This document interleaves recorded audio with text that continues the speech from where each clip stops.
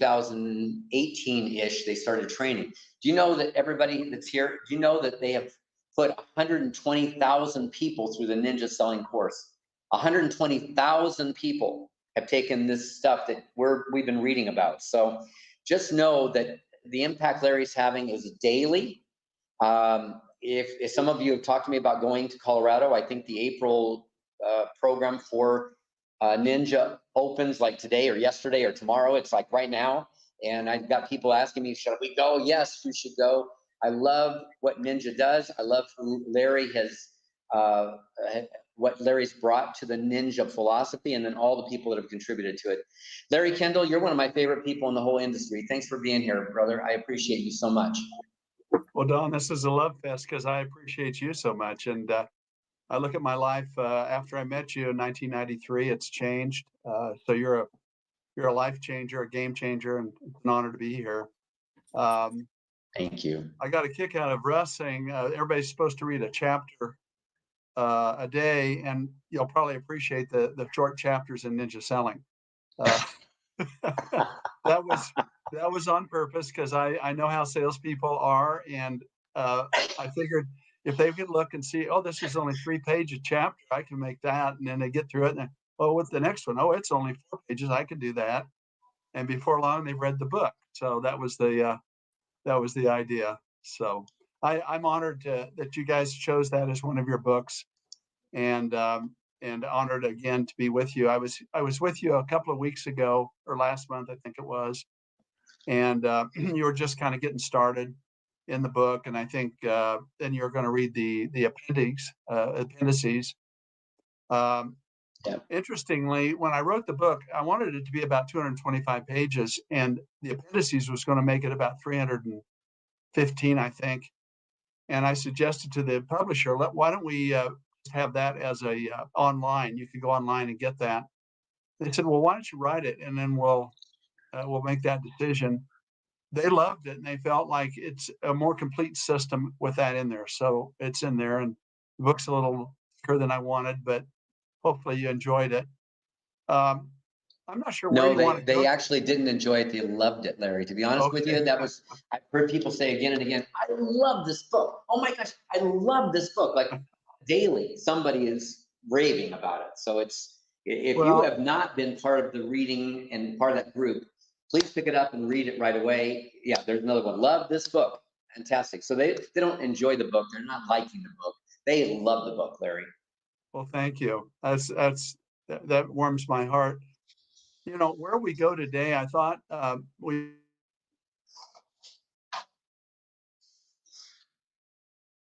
And what do I mean by that is that, the market evolves, we're evolving. We want to add things to the book, but what we've been told is if we have to be a little bit sneaky about that, because otherwise it becomes a different edition, and we have to start over with our online Amazon reviews. We have over 2,000 reviews. We don't want to start over. So we periodically slip little things in here and there. Some of those may or may not be in the version of the book that you have. So what I thought we would maybe do would be cover a couple of areas. One is philosophy, and then one is the seller process, and the other one is the buyer process, and then open it up for questions. Would that be a good agenda? I like that you're bringing new content to us, Larry. Yeah, let's do that. Okay. Let's do it. All right. Well, first of all, I'd like to start with the philosophy of why ninjas exist. And we believe that we exist to help our people go from the life they have to the life they dream about. Now, real estate is the vehicle that we use to help them with that. We're really not in the real estate business. We believe we're in the relationship business. Real estate's the vehicle we use in those relationships to help people go from the life they have to the life they dream about. Now, let's put that in a context. Let's say that two realtors are going out on a listing appointment, and the typical realtor on a listing appointment, what is their goal? Their goal is to get the listing. If I'm in a non-ninja group like a board of realtors, I'll say, what's your goal on a listing appointment? Oh, well, to get the listing. Well, for a ninja, the goal is to how can I help these people get to the next chapter of their lives on time? It's very, very different. So let me ask you this. If you were the seller and you're interviewing two realtors, one of whom clearly their goal is to get your listing. The other's clear energy goal is to help you get to the next chapter of your life on time. Which realtor would you want to list your house with? And that vibe, that energy, that changes the whole relationship, changes everything based on the intention that you bring to the relationship. So I think that's important philosophically. A second piece, and this one is in some of the books, we've added it. I'm not sure if it's in the version that you have, but it's a study that was done at the Wharton School of Business by Adam Grant. And he wrote a book about it called Give and Take. And what he was curious about was, what is the winning strategy in business? And he studied strategies. And what he found was all business strategies fall into three basic types or buckets. One is what he calls the giver strategy, which is the idea of giving value. A second strategy is the taker strategy, which is how do you extract value? And then the third strategy is the matcher strategy, which is you exchange value. So create value, extract value, exchange value. Those are the three basic strategies. And he was curious, what is the winning strategy? Well, it depends on timing. What he found in the short run, the most successful strategy was the taker strategy. People are really good at extracting value. They did very, very well in the short run. In fact, they did the best. The problem for them was in the longer run. Because if you build a reputation as a taker, as somebody who's always trying to extract value from somebody, people start to shy away from you. And you cannot build relationships if you're operating your business as a taker. The only way the taker strategy or the extract value strategy works in the long run is if you have a continuous flow of strangers that you can extract value from. If, on the other hand, your mission is to build relationships, then the winning strategy is the giver strategy, which is to create value. And it's interesting, the matcher strategy fell somewhere in between. The problem with the matcher strategy, if you're too much of a matcher, your clients perceive that you're always running a ledger. And you're really not interested in them. It's more of a, I'll give to you if you give to me, it's a ledger. And so our strategy, the ninja's philosophy, the ninja strategy is to be what we call go-givers. And it comes from the book, The Go-Giver by Bob Burg and John David Mann. I don't know if that's been, there it is. You mean this one right here? So you guys are on that path. And there's 5 laws in there. And the first law is the law of value. Because I'm often asked, well, as a giver, does that mean you have to just give it away? Do you just work for free? Is that what that means? No. What is the first law of the go-giver? It's the law of value. And the law of value states give more in value than you receive in payment. So you're going to get paid if you're creating value. You're going to give more in value than you receive in payment. My experience with that is, when you follow that law, the more you give, the more you'll have, and the more will come to you, and the more relationships you'll build, the more business you'll do. All of that ties right together.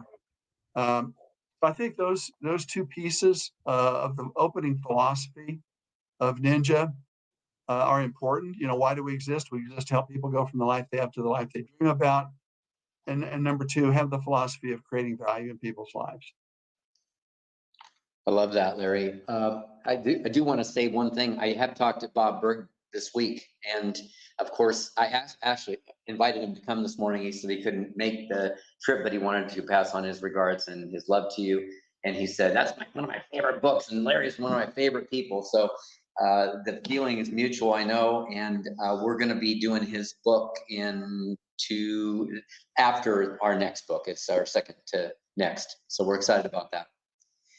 I think it'll be a good follow-up to this philosophy that we're getting from you. Well, good. At this point, maybe what I'd suggest, let's see if there's any questions about the 2 points of philosophy that I just mentioned. One, are the reason we exist is to help people go from the life they have to the life they dream about. And secondly, building a business based on a strategy of creating value and building relationships. So what questions do you guys have? Speak on up, or if you post in the chat, we will read it into the room for you.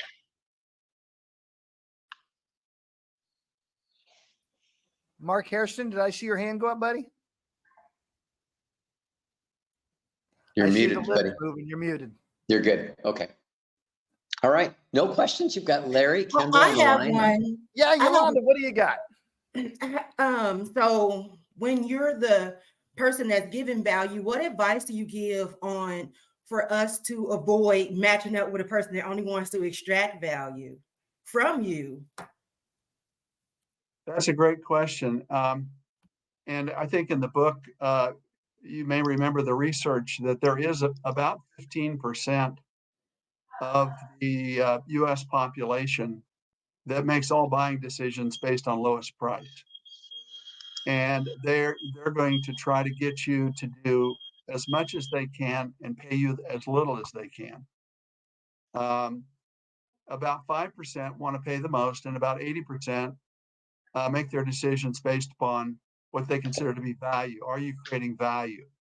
And it's a relationship of, what are you bringing to the game, and what are you charging? It's called the value proposition. So I think that what that says is if you go on 100 listing appointments, 15 of those people are going to be trying to extract value from you. They're not going to be willing. It doesn't matter how good you are at articulating your value proposition for them. They make all decisions based on who's the cheapest.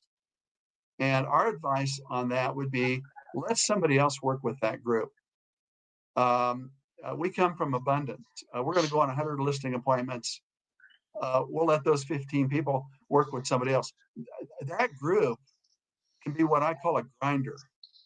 And it can really drain your energy, and it's not worth it. And so let them work with somebody else.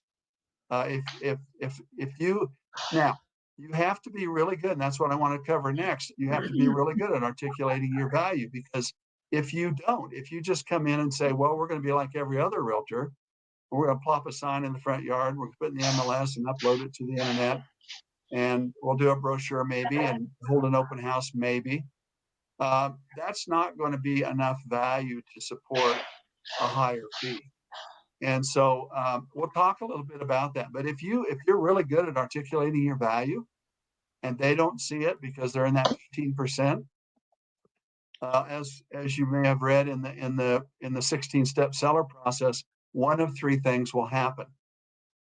One is you'll decide that I'm the right realtor for you and you'll want to hire me. Number 2 is you may decide that I'm not the right fit for you, and maybe you're interviewing somebody else. And the third thing that could happen is if I don't feel that I can get you where you want to go on time and meet your expectations, I have a responsibility to tell you that. And I'm not going to take your listing if I don't feel that I can do the job for you. And so in that particular case, you would exercise option 3 and you would move on. So that's a great question. And I think it led into the next thing that I'd like to talk about, which is the value proposition for sellers. And if you go to, and it depends on which book you have, but it will be approximately page 280.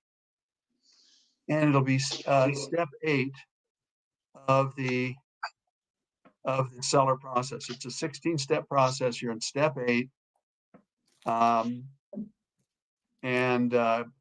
Depending on which book you have, it's on approximately on page 280. So if you have your books handy, you can flip to that.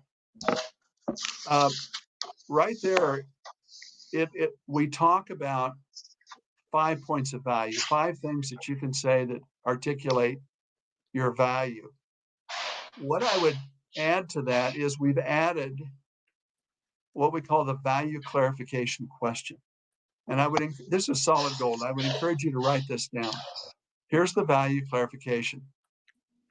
Do you believe that your house will sell for a fixed price, or do you believe it will sell in a range of value based on the marketing and negotiating skills of your realtor? I'm going to repeat that.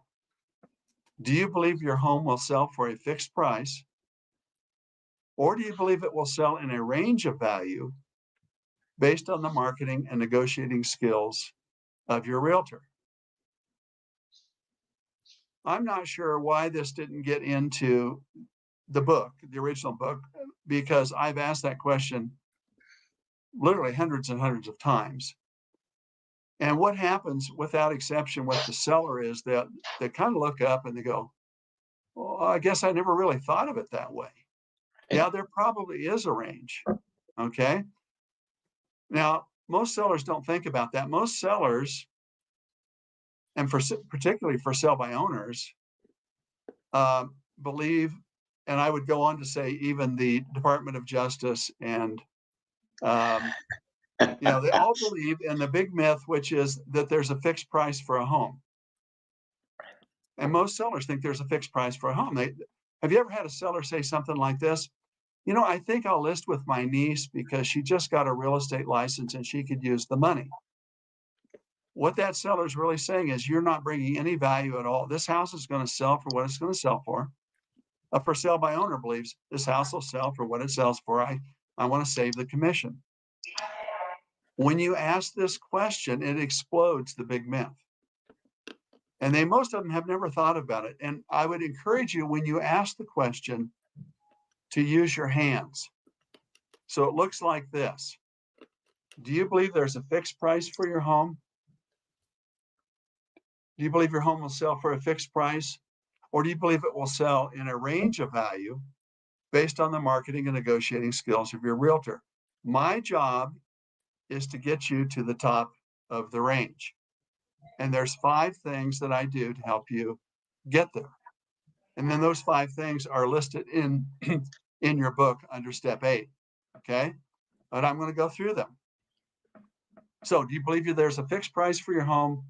Do you believe your home will sell in a range of value based on the marketing and negotiating skills of your realtor? My job is to help you get to the top of the range. There's 5 things that I do to help you get there. First of all, let's do a walk around of your home and look for ways that we can enhance the value. Have you heard of the term a move-in ready home? Most sellers have. Did you know that 79% of buyers have said that they prefer a move-in ready home? So move-in ready homes sell for closer to the top of the range. And so one of the things we'll do is we'll do a walk around and see what can we do to help you get your home closer to move-in ready, because it'll help bring you closer to the top of the range. This is where you can also talk about staging, etc., and whatever services you're providing in that regard. Number 2, then we'll sit down and develop a pricing strategy. We don't want to overprice, so we scare buyers away. We don't want to underprice, so we leave money on the table. I'll show you a pricing strategy that will help you come closer to the top of the range and net the most income from the house, okay? Number 3, we'll walk you through our marketing plan, which is designed to give you maximum exposure. The more exposure we can give your property, typically the more showings you'll have. The more showings you have, typically the more offers you'll have. The more offers you have, the stronger your negotiating position. And so maximum exposure is a key. And we'll show you how we market your home to give you the more exposure we can get you, the closer we're going to get you to the top of the range. Okay.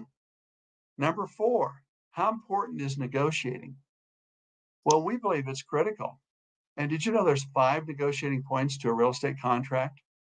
Most people just focus on one, which is the price. Price is very important. But we're also going to negotiate all 5. So there's price, there's terms, There's dates. Do the dates match up with your goals? There's inclusions and exclusions, and there's contingencies. We will negotiate all 5 of these on your behalf, not only to help you get to the top of the range, but to help you get to where you want to go on time. And the most important contract is the contract that will close, which leads me to part number 5, which is there's a lot of moving parts in a real estate transaction. I've seen studies anywhere from 80 to over 200 moving parts. My job is to manage those moving parts to help you make sure that we get to the closing on time, and especially make sure the contract doesn't cancel. As many as 20 to 25% of contracts cancel. That could be heartbreaking at the last minute after you've made plans. My job is to make sure that we we handle those moving parts, and we get you to closing on time. Those are the 5 things I do to help you. Now, my fee to create that level of value for you is X. That's the dialogue that we use to articulate our value to a seller. I would open it up for questions and comments.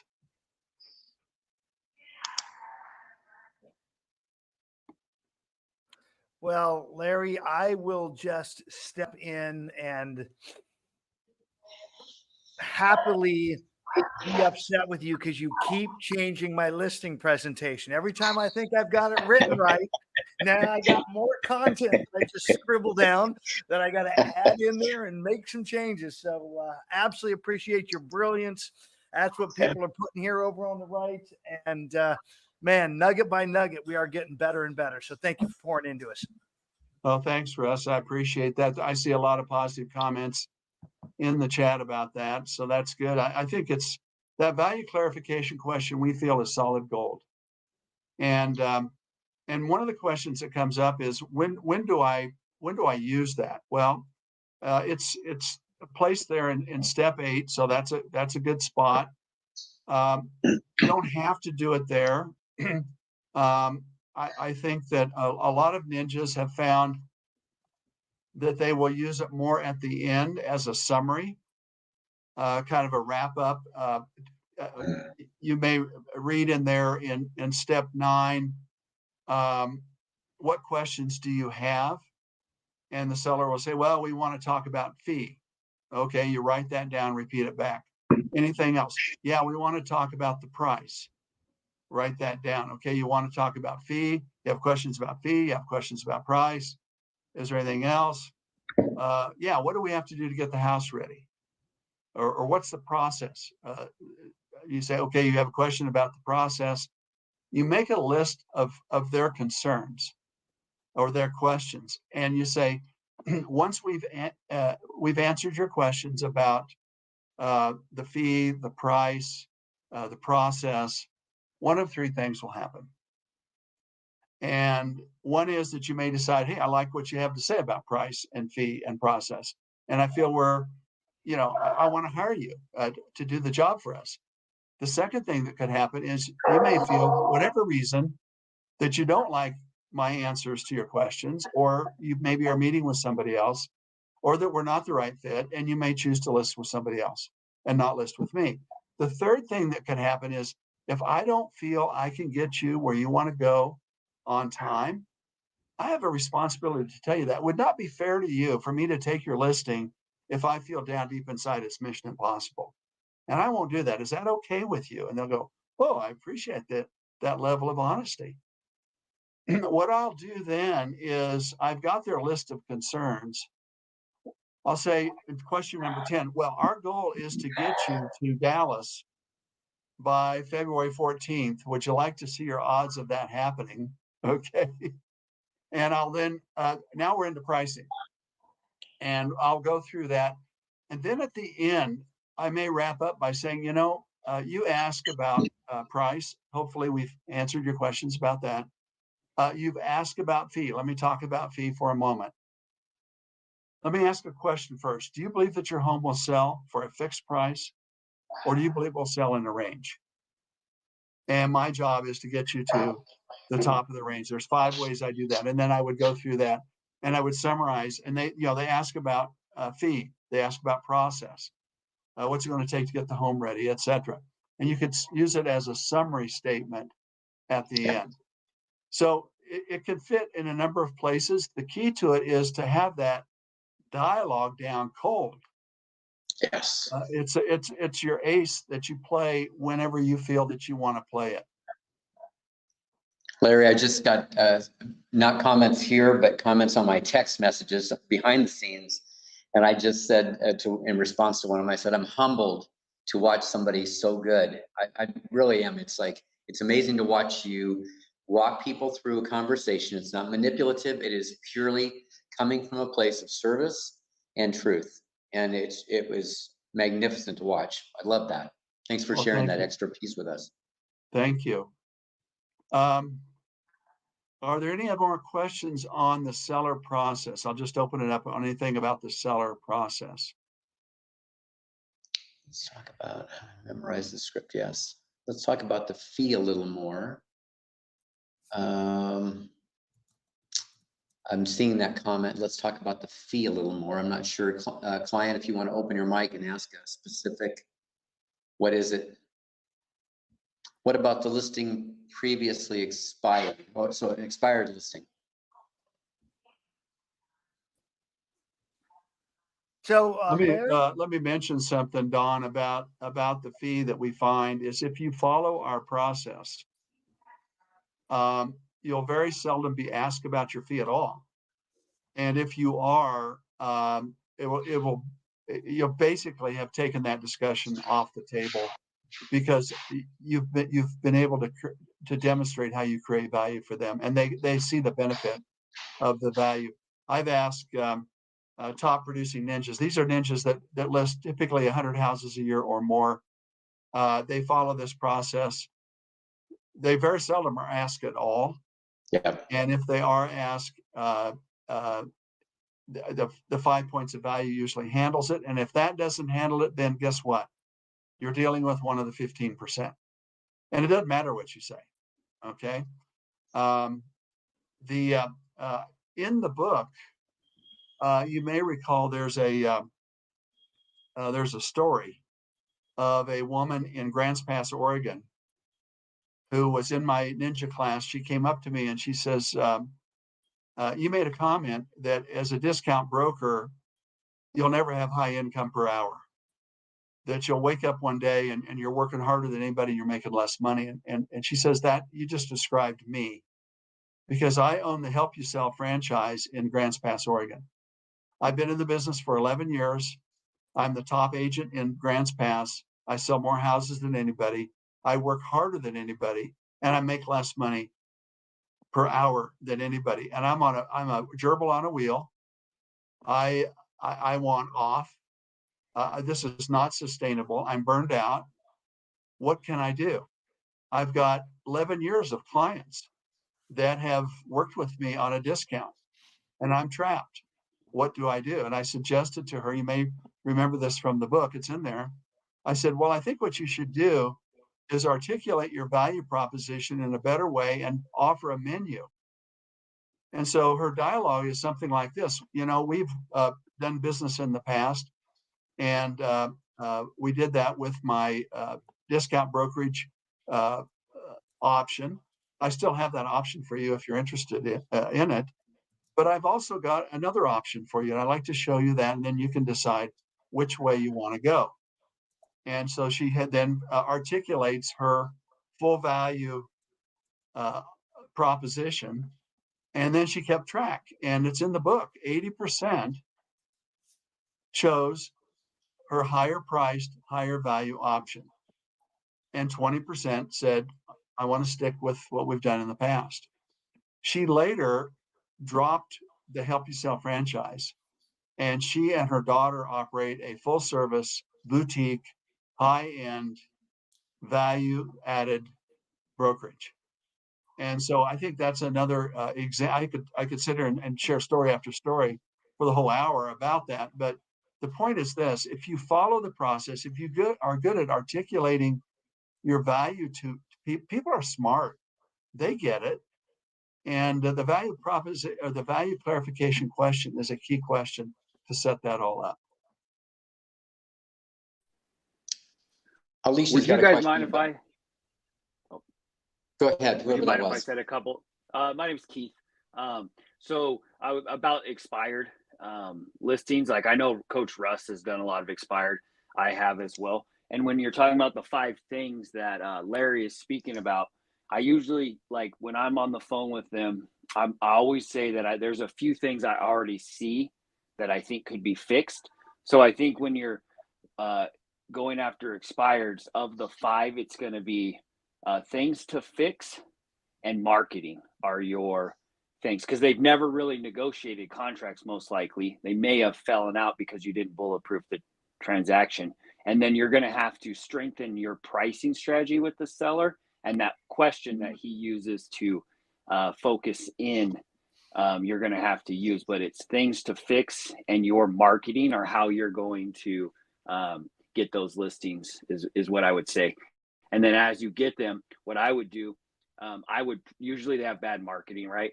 So I would print out listings that had expired, and then I took, and I'd have like the 12 photo view, like very simple, of showing 1 expired, 1 sold. And I would take those on those appointments, because then it gets you to that added value real quick. And what I like about expires is they're pretty fast, as far as if you can fix it, you can get through to them, you can get those. So I just wanted to add that based on what Larry also said. So let's also, thanks for letting me share. since we're going into expires, and I'm glad you brought that up. Larry, I'd love to know what else, because expireds and FSBOs both are not in, obviously, Ninja Selling in Detail. Is that a place you'd go? And I'd love to hear your takes on both of those and the best way to approach them. Well, yeah, absolutely. I've listed a lot of expireds in my career, and a lot of for sale by owners. And the process is basically the same. The value clarification question resonates with a for sale by owner clearly. Expired, I agree with the comment that there must be a reason that expired didn't sell. If you can find it and fix it, you'll help them get there. So no, I think I would stick with the process. The process is the same. On for sale by owners, the research on that, first of all, in both expireds and in for sale by owners, you need to find, why are they selling? Do they have a place to go and a time frame to get there? You know, your mission is to help people go from the life they have to the life they dream about. Well, what if they don't have a dream? What if they don't have a place they're headed? What if they're not motivated? You know, it's pretty hard. So that's one of the first questions that you have to determine. But if they, in fact, are motivated, the research is pretty clear on for sale by owners. You know, one of 2 things is going to happen. They're either going to be successful and sell it, probably at less than what they could have sold with you, or they're going to list with a realtor.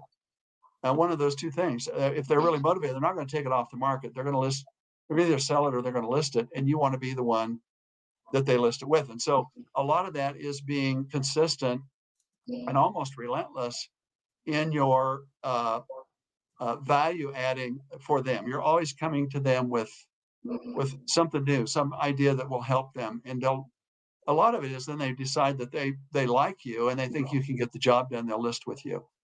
On the like, you know, know, like, and trust. I think one of the steps in the listing process that's very important, that is often skipped or overlooked, and I would advise you not to skip it, is the calendar. The calendar.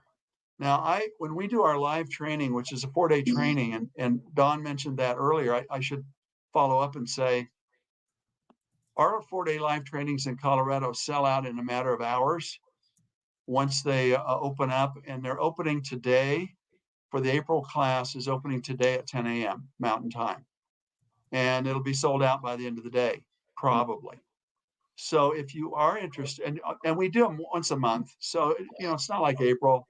You know, if you can't go in April, don't worry about it. But if you would like to come sometime, just go to ninjaselling.com, click on the calendar of events, and pick one out in July or September, whenever, and it'll tell you when it opens, and then you can sign up. But when we do the 4-day, what I do is I ask for a volunteer to be a seller, and I walk through the whole process with them, all the way from the pre-listing interview all the way through. It's a role play in front of the room. And one of my favorite parts is the calendar. And so they'll come up to the front and I'll say, okay, you're Don, you guys are headed to Dallas. Is that right? Yes. Okay. And when do you need to be there? Well, we need to be there by then. Well, let's do this. Let's figure out, let's get a timetable going for you. And I'll pull out a calendar.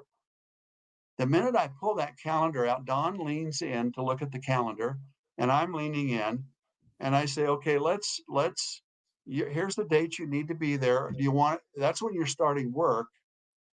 Do you want to get there a little bit early?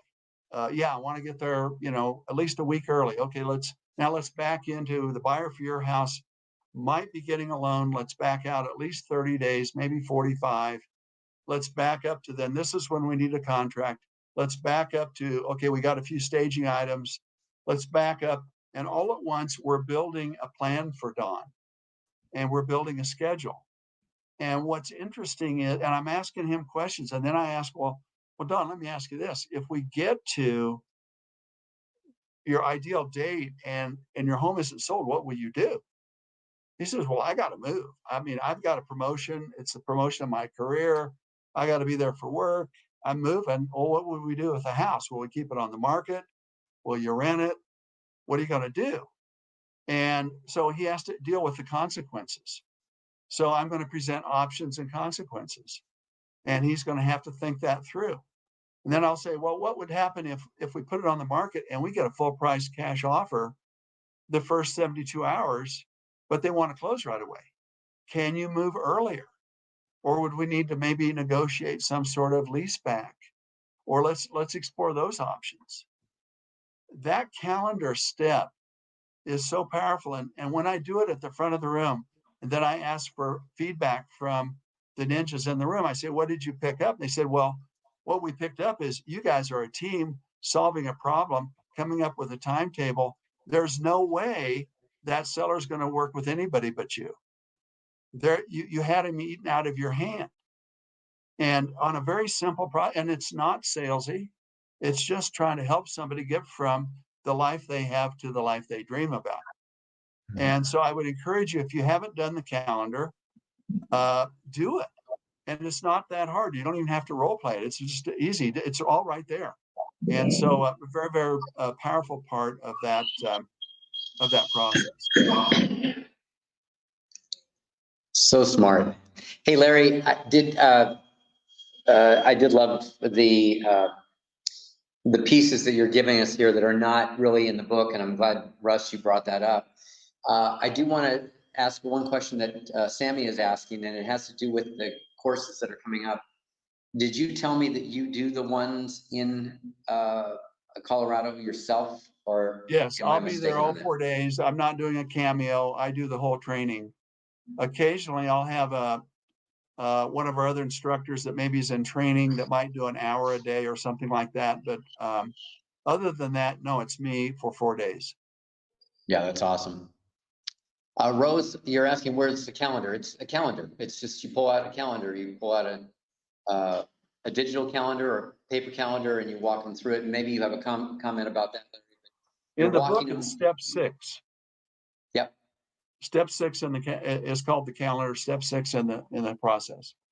And I just pull out just an old-fashioned hard copy calendar. Now you could use your phone if you want, or an iPad as well. Yeah. Stephen Miller, I see your mic is live. Are you wanting to speak up? You have a question for Larry?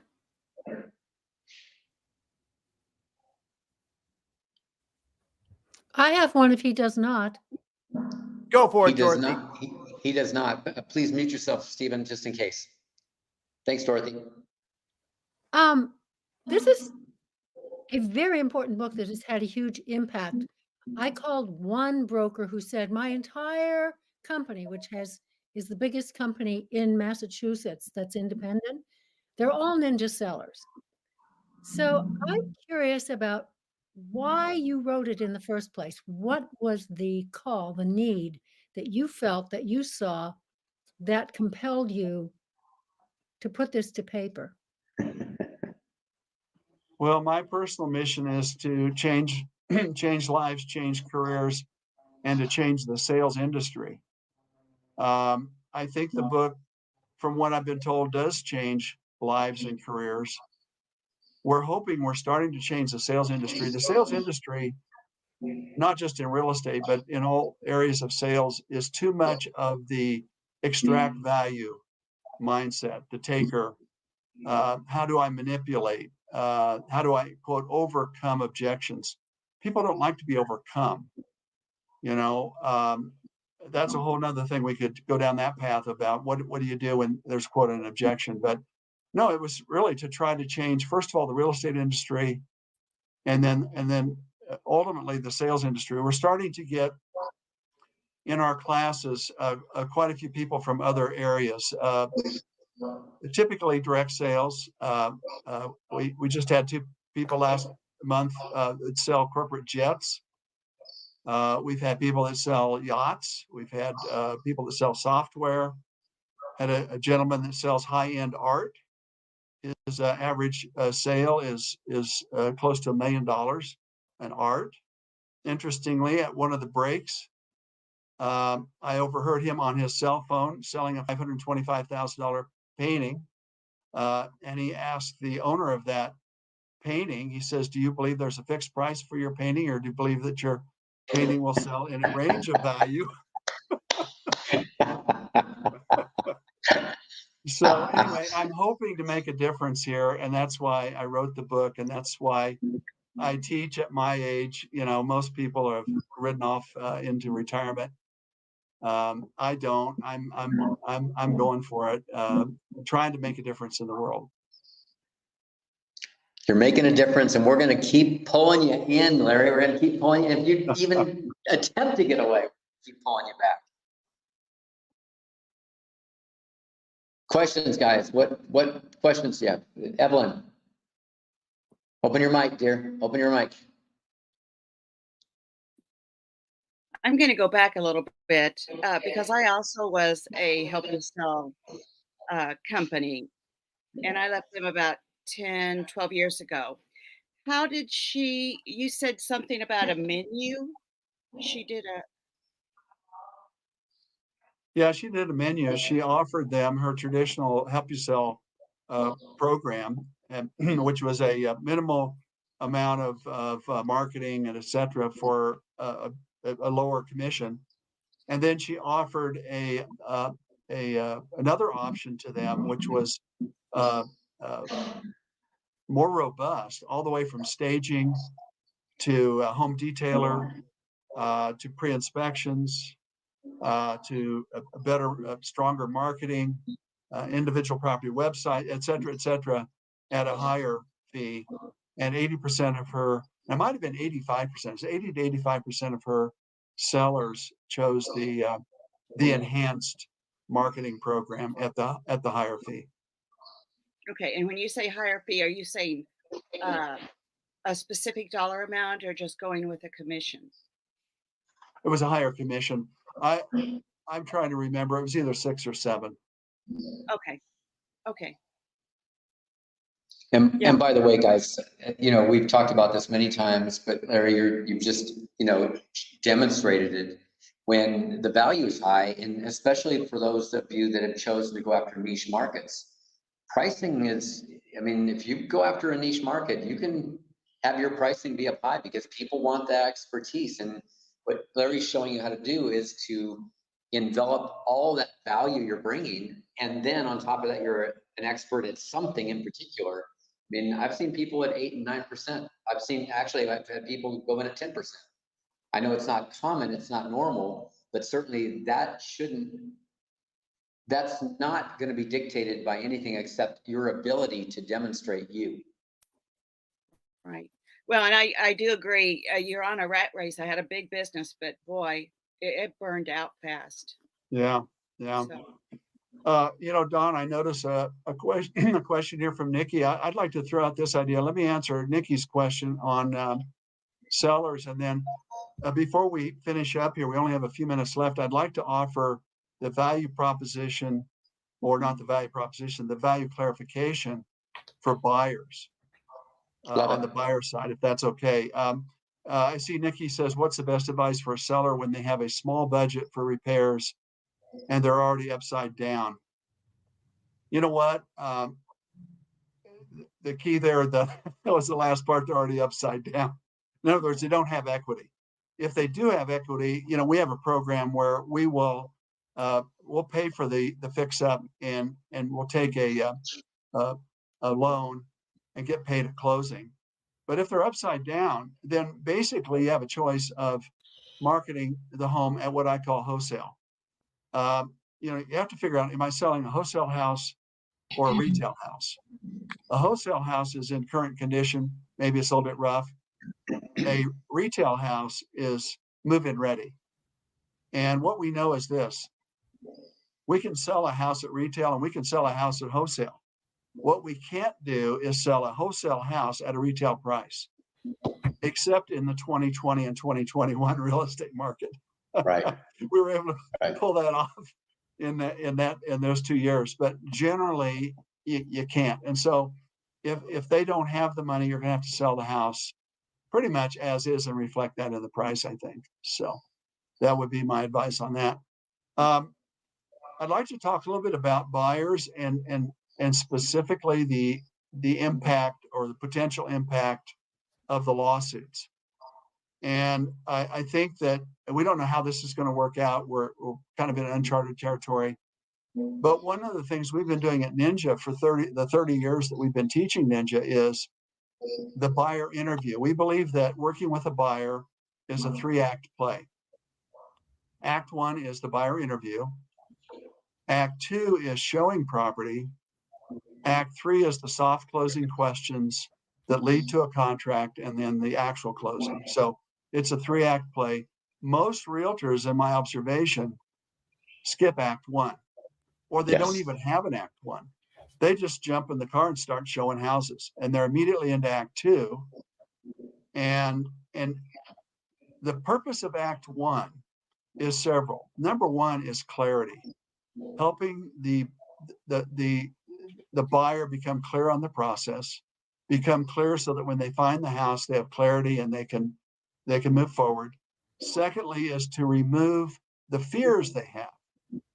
Buyers have a lot of fears. They have a fear they're going to overpay for the house. They have a fear that they're going to miss out on the house. They have a fear that there might be something wrong with the house.